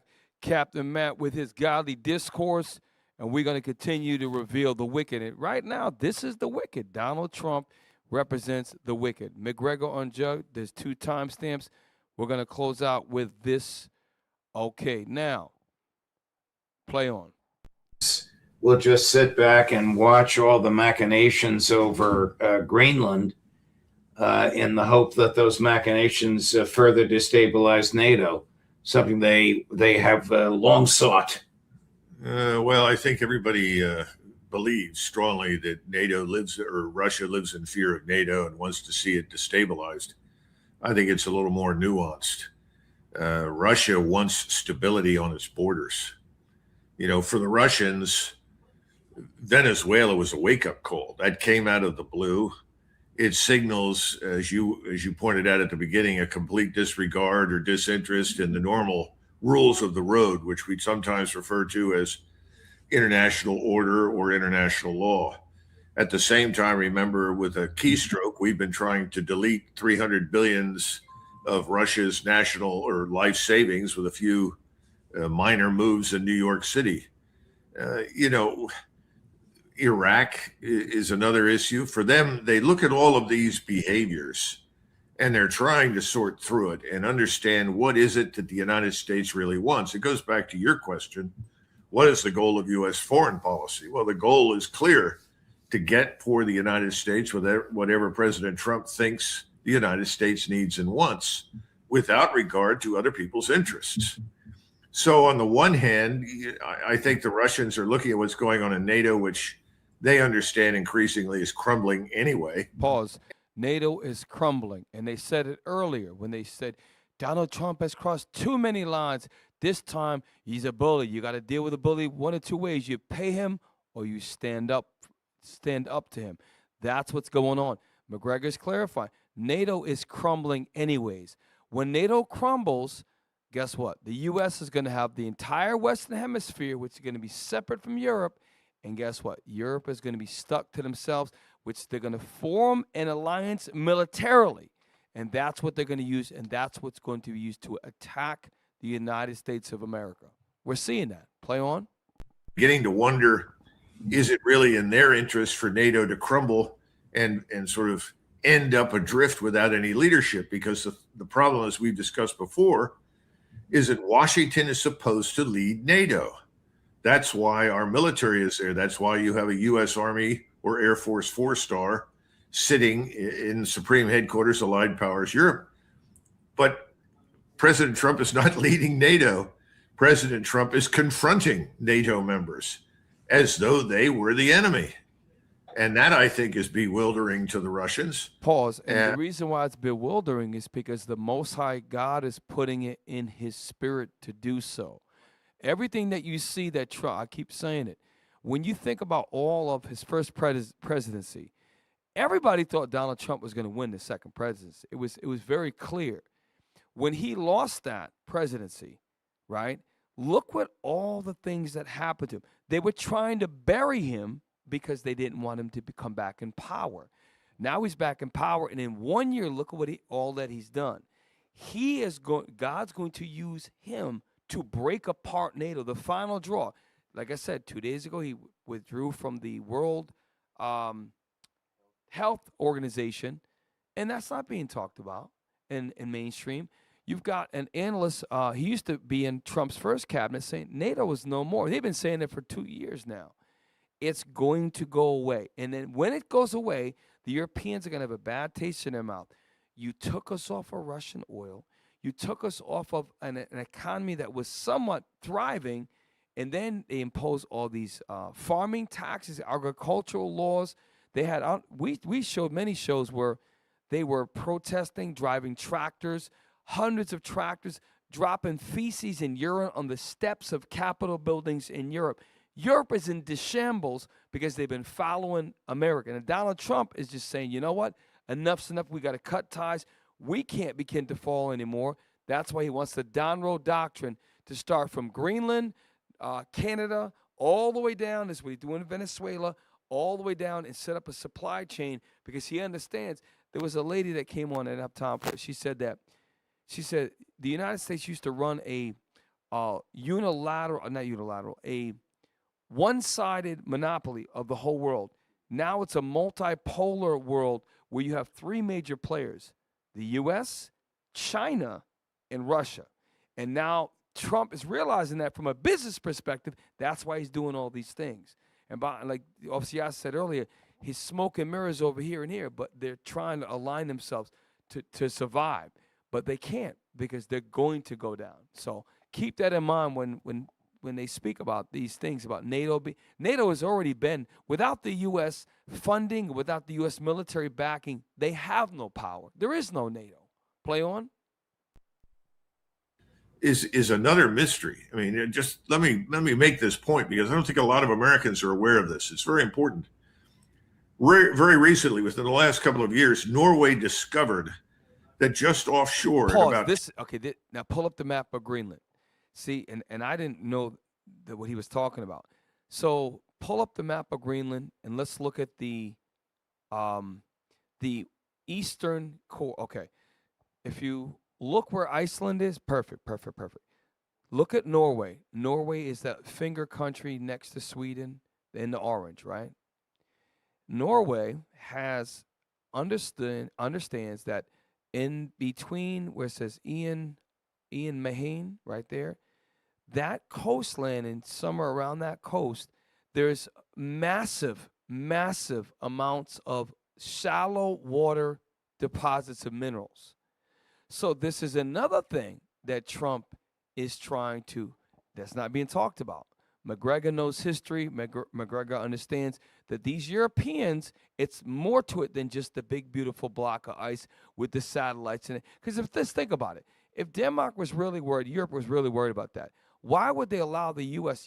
Denmark has no military bases. The U.S. controls everything anyways. Why would they be concerned? Because they understand there's some power tied to it. So just remember that. And no one's talking about it except this guy. Play on. The 250 feet of water, that they have one of the largest concentrations of rare earths in the world and potentially the largest concentration of rare earths in Europe. Now, for reasons internal to Norway, the Norwegian government, largely as a result of its green participants, decided that it could be economically problematic to extract these minerals. Not industrially, very easy. Shallow water, right offshore, not difficult. But they saw it as presenting a potential environmental problem. So they decided to essentially postpone it. Well, we have had wonderful relations, not just with Denmark, but also with Norway for many, many decades. how difficult would it be to fly to Oslo, to sit down with the Norwegians and say, we Americans really need access to rare earths. You have this concentration. We will help to co-fund. So pause. And the reason that's logical, what he's saying, the reason why it's not going to work is because the prophecy cannot be broken. The 10 horns, which are EU, NATO, they have to be divisive. They have to divide and separate from the United States of America. So even though you get, and this is why you use a guy like Donald Trump, because all the stuff, the little comment he makes, you didn't vote for me for the Nobel Peace Prize, like he really means that. All these things that he's saying, God's putting in his heart. He's the most powerful man in the universe right now. Donald Trump, the head of the United States of America, God is using him, and he's going to continue to use him the next 3 years to the point, and I predict then that NATO will be broken apart before the end of these 3 years, and I believe that there will be a more and more talks about a European, international, inter-regional force that will have Germany, Spain, Italy, France. They're all going to do joint training in the Mediterranean Sea. And the U.S. watch. It's all going to happen. And I also believe that our bases will begin to withdraw from them. All of it's going to happen. And this is the age of decadence. When a country has this low morals, it's called the age of decadence. Food is cheap, victuals cheap, morals are at the all-time low. This is Babylon. Babylon's fallen. Babylon is fallen. Bring it out. We got to show who behind them. Yeah. We got to show who. Hey, y'all got that video with Netanyahu? Oh, yeah, absolutely. 2018? Yes. I think it's 13. It's still at the end. I saw that one. We got to show, because, you know, he not acting alone, and he's not doing this of his own volition by himself. He is backed up. That's why he got such courage.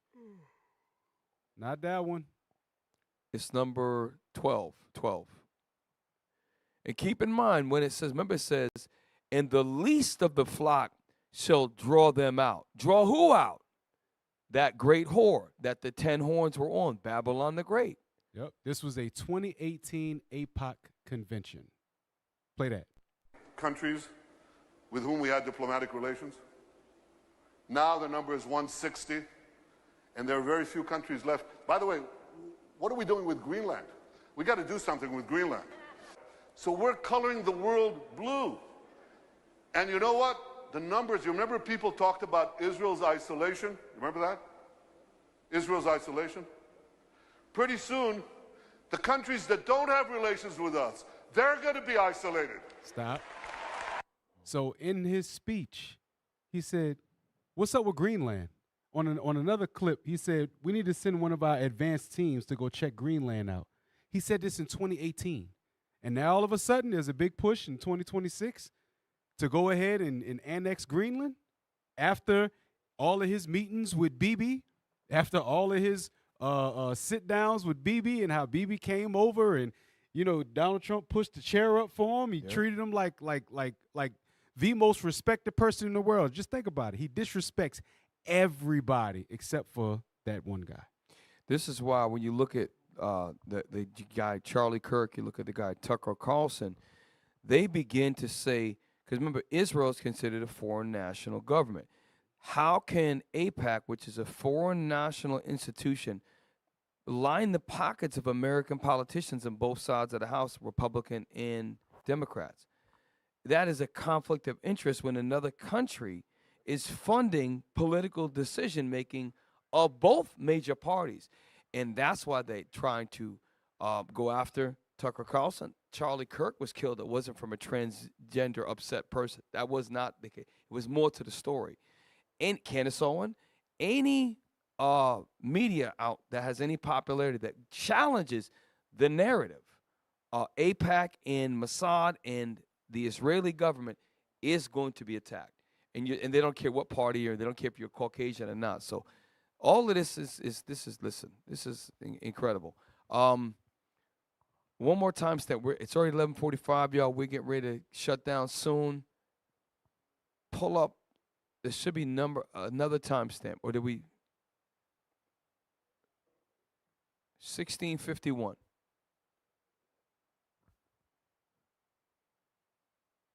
Y'all gotta bear with us. We know it's late. It's almost 12:40 in the East Coast. Y'all stay up a little longer with us. Have always tried to be as polite and understanding as possible towards President Trump. Remember that in Russia, people looked forward to Trump's election. They saw his arrival in the White House as a potential breath of fresh air and a break with the immediate past. They thought that the unrelenting hostility towards Russia could end, that there would be a way into the future that both Russia and the United States could take together. That hasn't happened. So now he's looking at this and saying, well, this looks like a a well-meant or a well-intentioned idea, but it's not terribly practical. It's not going to help us solve problems around the world. We may be able to do something about Gaza, but beyond that, I think it's probably unrealistic. And I imagine that's the thrust of the conversation behind the scenes.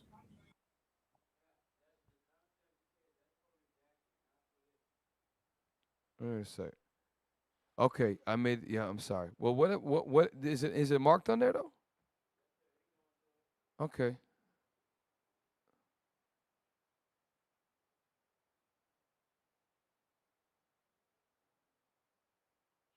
Okay, this part is not me, y'all. This we got to improve with the tech, guys. I did timestamp the video. I did timestamp the video.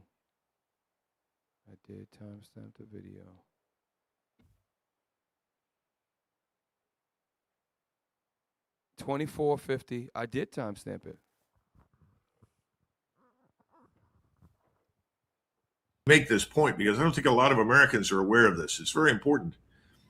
Very recently, within the last couple of years, Norway discovered that just offshore at about 200 to 250 feet of water, that they have one of the largest concentrations of rare earths in the world, Real and quick, potentially we the largest. We played this already, right? So then we cover both timestamps, right? Okay. All right. Disregard. Let me throw one out there. Bring it out. Bring it out. We get ready to close out. So, you know, they showing you Greenland and all that up there, and I just knew from another video I seen that what they showing you is Greenland is being that gigantic island out there. That island actually fits about 11 or 12 times inside of Africa. Right. They downsize the dark nations and the importance of their nations to make them seem and even McGregor here, he knows it. Oh, my bad. I apologize. Even what McGregor and them know, you know, what they're fighting over amongst themselves, because at the end of the day, they still want to do all of the dark nations some dirt. I just want to bring that out. Hey, number 8, we're going to close out. There's one timestamp from Lena Petrova. She's going to bring a financial perspective, because one thing the EU is heavily invested is the United States market. So if they want to go to war, it's going to be also a war economically. Play this. Channel, thank you so much for joining me. Europe may begin selling U.S. treasuries in response to a new conflict with the United States, and this move will trigger a collapse of the U.S. dollar. For many decades, as many of you know, U.S. treasuries have occupied a very special place in global finance. They were not just another bond, but the ultimate safe asset, the ultimate safe haven asset, the bedrock of pension funds, central banks, and long-term investors around the entire world. When uncertainty rose, money from around the world flowed into U.S. government debt almost automatically. And that assumption is now being tested. It is being challenged in a way that we haven't seen for a very long time. This week, cracks in the US-led global financial system are widening. Denmark's Academiker Pension, it is a pension fund that represents academics and professionals, announced that it plans to exit US treasuries entirely. Exit US treasuries in... This is big time. It's not a coincidence that it's a $100 million fund, which is not tremendous in the global economic spectrum. However, for them to do that with this timing, with the talks of Greenland, if Denmark does it, which is one of the smallest European powers, it can trickle down, and then other European countries will begin to wean off U.S. Treasury bonds and securities. What that means is, just like other countries with the BRICS set up and the international payment, many people are going to come with an autonomous payment system and not rely on the U.S. dollar. And that's going to hurt the United States of America. That's not being talked about. That is not being talked about, right? The dollar is, Trump has got these smoke screens going up, but the reason why he's got to do what he's doing is because the U.S. dollar is weakening year after year after year after year. This is not being talked about. And I'm going to tell you right now, we better get ready. As the Israelites, we better get ready. We better get our debt low. We better get this food growing. We better listen, like Bishop said, we better start thinking about when ish hits the fan, and we all live 20 minutes here, we may have to live together again in one area together and pool our resources when time actually get hard. Remember after Germany, what happened in World War I? The German dollar was worth nothing. Y'all research. I took a class in college called The History of Modern Germany. What happened is during that time, to buy food, Germans would go down the road with wheelbarrows full of money. Same thing that happened when Chavez fell in Venezuela. Their money's worth nothing. We saw that in our lifetime. If enough countries do this, when it says Babylon the Great is fallen, it's not going to be just one fall. The nuclear explosion is going to happen. Babylon's going to fall economically. This is why Donald Trump is focused on the western half of the world. Why? Because China controls trade. They run things on the earth. Russia, despite all the hundreds of sanctions that were put on them, they still thrived during this whole war with Ukraine, and they're okay, showing it's not a monopoly anymore. It's a multilateral force. China, Russia, the U.S., and this we better get ready for it. Your dollar's not worth what it used to be. That's why they're trying to push towards a digital currency. Matter of fact, there's a lot of places right now in the U.S. that do not take cash. Go to an airport. If you're going to the airport, you're at certain places, they are cashless. They have hand scanners now. If you go to Whole Foods, they have the palm scan. They have the phone scan. Eventually, cash will go away. You'll have a credit card, and then it'll be easier. Then it'll be your phone. Then it will be other things. Everything will be digital. And we got to be prepared for that. This is why we have to come together as the Israelites. This should be, seeing these things on TV should not surprise us, or the lack of it on TV, but having to search for things like, why are they really going for Greenland? Well, we know one thing, there's a lot of resources that they're going to be able to use. We know that they have bases there ready. They're going to set up position centers for the Golden Dome because they fear Armageddon to come. They fear it. So all praise to the Most High, y'all. Listen, it is 11:45. We appreciate y'all logging in. Shout out for everybody. Send a prayer. Send a donation. Help us out. We need new equipment. I can't blame the tech guys. We really do need new equipment. So if it's in your heart, if you send New Orleans, how can they send to New Orleans PayPal? Yes. How do they do that? We can post it on the site. We'll have to post it there, but here's the thing. Yeah. First and foremost, you donate to the Booster Club. And if you can't donate to our show, we need equipment. And Lord's will laugh as we get it. Because a lot of the things that tech guys are doing behind the scenes, they're really just trying to get caught up. It's not like they're being neglectful. So all praise to the Most High. Y'all, thank you. Listen, all praise to the Most High. Y'all stay in the spirit. Donate to the Booster Club. And help us push this truth, y'all. All praise. Listen, y'all need to subscribe. Can I plug that? Yes, sir. Y'all need to subscribe to the Minority Report. Okay, can we put that up there real quick? Y'all need to push this. Y'all all subscribe. I want y'all to subscribe right now to this. Okay. If we see this, normally they would have had it up by now. I want everybody to take out their phones. If you haven't done it, share the link. Okay? It's called, that's not it, man. Come on, man. Come on, brother.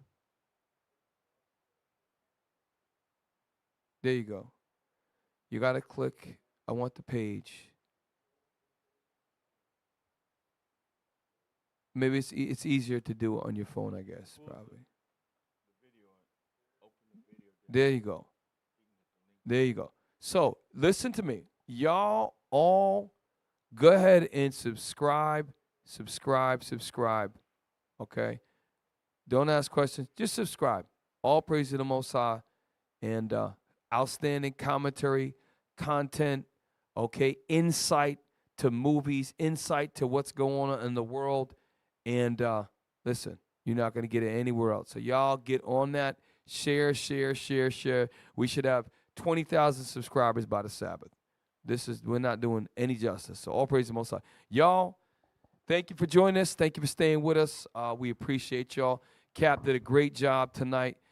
He did a nice extended going into Esau, exposing the wicked. Is what we must do. So all praise. We're your hosts. I'm Captain Shem, y'all. Captain Matt. Officer Yasa. All praises. Most High and Christ bless y'all. Shalom. You're never gonna see this on any mainstream news. This ain't what you want, this is what you need. Yeah, they made us slaves, hung our kids from trees. Nooses on our neck, with us till we bleed. Hey man, calling Galatians 3:13. You're now tuned in to Preceptuponprecept. Who's so strange? Look at how low they hang. Oh man, took out the chains. So when the wind blow, we just